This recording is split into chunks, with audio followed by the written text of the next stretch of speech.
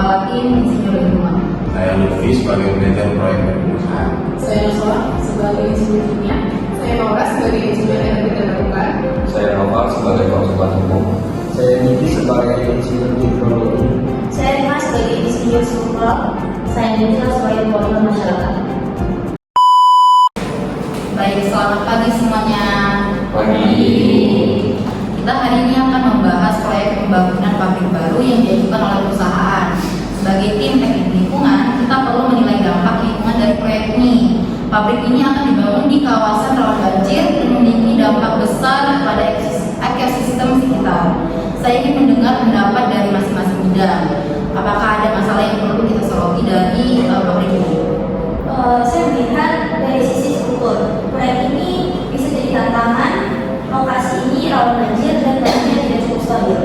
Ini bisa meningkatkan risiko kerusakan bangunan dan juga berpotensi merusak infrastruktur yang kita bangun. Tapi tentu saja ada teknologi yang bisa kita gunakan untuk mengurangi risiko tersebut. Kemudian dari sisi hidrologi saya sangat khawatir kawasan ini memang rawan banjir dan pembangunan ini akan memperburuk kondisi drainase dan aliran air. Saya khawatir akan ada lebih banyak genangan air yang bisa menyebabkan kerusakan lingkungan lebih lanjut. Kita juga perlu memikirkan bagaimana pabrik ini mempengaruhi kualitas air di sekitar lokasi. Jika kita berbicara soal lokasi pengolahan limbah dan potensi udara, proyek ini membutuhkan perhatian lebih besar. Proses produksi di pabrik ini beresiko menghasilkan polusi udara dan limbah kimia yang dapat mencemari sungai dan tanah.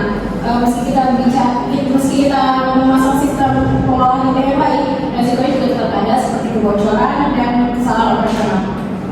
Namun jika kita berbicara soal energi, ada potensi untuk menggunakan energi terbarukan. Kita bisa memasukkan panel surya atau sumber energi lokal lainnya yang lebih ramah lingkungan, tapi tidak akan memecahkan masalah utama, yaitu dampak ekologis yang ditimbulkan oleh lokasi tersebut. Secara hukum kita harus mempertimbangkan izin lingkungan yang diperlukan. Jika proyek ini dilanjutkan, kita harus memastikan bahwa semua persyaratan legal sudah dipenuhi. Saya rasa meskipun ada proses risiko lingkungan, perusahaan berhak melanjutkan proyek ini selama mereka mengetahui aturan yang ada. Asalkan kita memastikan semua persyaratan hukum dipenuhi. Sebagai perwakilan masyarakat yang tinggal di sekitar lokasi proyek, kami sangat khawatir tentang dampak jangka panjang bagi lingkungan kami. Kami sudah cukup menderita karena banjir yang sering datang. Pembangunan pabrik ini bisa memperburuk masalah dan menyebabkan lebih banyak lagi kerusakan pada lingkungan sekitar kami. Mungkin dari perspektif perusahaan, ini adalah peluang yang sangat besar. Pabrik ini bisa membuka lapangan kerja baru yang dapat meningkatkan ekonomi lokal dan mendatangkan investasi yang besar. Tentu saja kami juga ingin mengurangi dampak negatif terhadap lingkungan. Namun tanpa proyek ini kami akan kesulitan untuk tetap kompetitif di pasar.